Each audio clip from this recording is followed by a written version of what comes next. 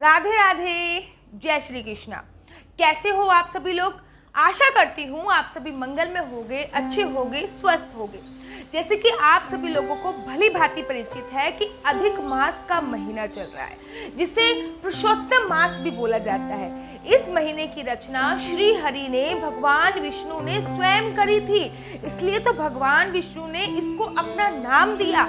अर्थात भगवान विष्णु का एक नाम पुरुषोत्तम है और इस महीने का भी एक नाम पुरुषोत्तम मास के नाम से जाना जाता है। भगवान श्री हरि ने खुद इस महीने की रचना करी थी, इसलिए इसका महत्व बहुत ज्यादा बढ़ जाता है। अब ऐसे में परिक्रमा करने का, दान देने का पुण्य जो होता है वो अपार होता है। लेकिन आप लोगों को पता है कि कोरोना काल चल रहा है। अब इस कोरोना में ना तो आप गोवर्धन की परिक्रमा में जा सकते हैं, ना 84 कोस की परिक्रमा में जा सकते हैं, ना बरसाने की परिक्रमा में जा सकते हैं, ना वृंदावन की परिक्रमा में जा सकते हैं। तो आप कैसे करें कि पूरी परिक्रमा का फल आपको घर बैठे ही मिल जाए? यही सलूशन आज मैं आप लोगों के लिए लेके आई हूँ। साथ ही साथ इसके साथ मैं आपको बताऊंगी कि महिलाओं को इस महीने ऐसा क्या कार्य करना चाहिए जिससे इनका सौभाग्य अखंड रहता है और साथ ही साथ इनका जो सुहाग है वो अखंड हो जाता है और साथ ही साथ उनकी आयु भी दीर्घ हो जाती है। तो चलिए ज्यादा देर न करते हुए प्रारंभ करते हैं। जैसे कि आपको पता है कि कोरोना का काल चल रहा है, महामारी चल रही है। ऐसे में अगर आप वृंदावन नहीं जा सकते हैं, आप वृंदावन की परिक्रमा नहीं कर सकते हैं, ऐसे में अगर आप गोवर्धन नहीं जा सकते हैं, गोवर्धन की परिक्रमा नहीं कर सकते हैं, 84 कोस की परिक्रमा नहीं कर सकते हैं, आपका अत्यंत प्रबल दिल है वृंदावन और गोवर्धन की परिक्रमा करने का, क्योंकि इस महीने में अगर हम एक परिक्रमा करते हैं तो हमें 1,100 परिक्रमा का फल मिलता है। अगर हम एक परिक्रमा करते हैं तो हमें 100 परिक्रमा का फल मिलता है।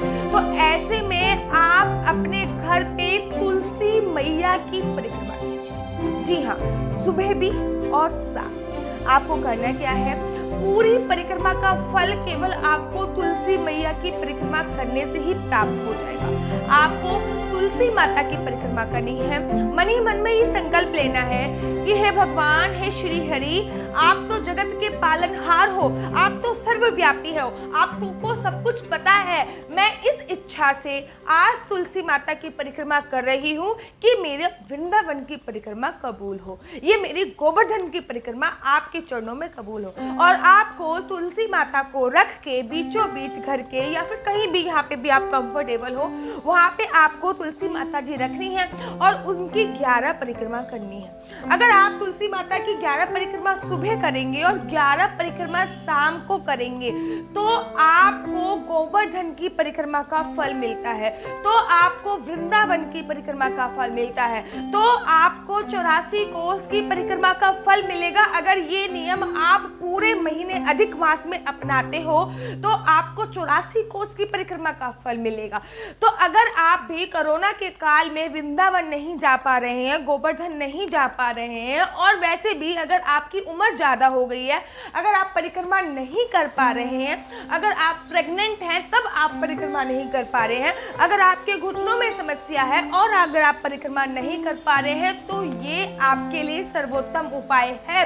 आप भगवान का मन ही मन में संकल्प लीजिए और संकल्प लेने के बाद आप तुलसी माता की 11 परिक्रमा कर लीजिए। और अगर आप तुलसी माता की अधिक मास में, पुरुषोत्तम मास में 11 परिक्रमा कर लेते हो तो आपको गोवर्धन की परिक्रमा का फल मिलता है। अगर आप 11 परिक्रमा तुलसी माता की कर लेते हो तो आपको वृंदावन परिक्रमा का फल मिलता है। आप जिस भी परिक्रमा का मन से संकल्प करके तुलसी माता की परिक्रमा करोगे, आपको उसी परिक्रमा का फल प्राप्त हो जाता है।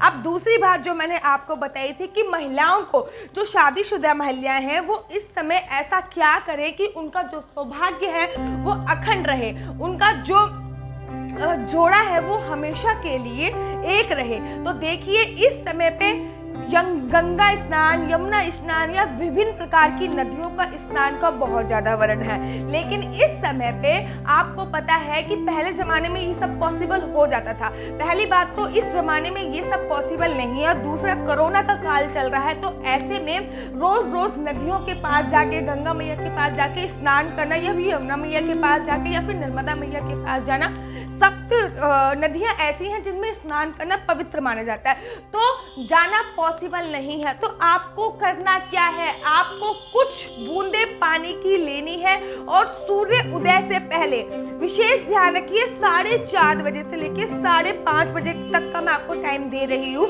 अगर आप ब्रह्म मुहूर्त में डिटेल में वीडियो देखना चाहती हो तो मैं नीचे डिस्क्रिप्शन बॉक्स में लिंक दे दूंगी। ब्रह्म मुहूर्त में आपको उठना है। अगर आप ब्रह्म मुहूर्त में नहीं उठ सके हैं तो कम से कम सूर्य उदय के 1.5 घंटे के भीतर तो ये कार्य आपको अवश्य ही करना है।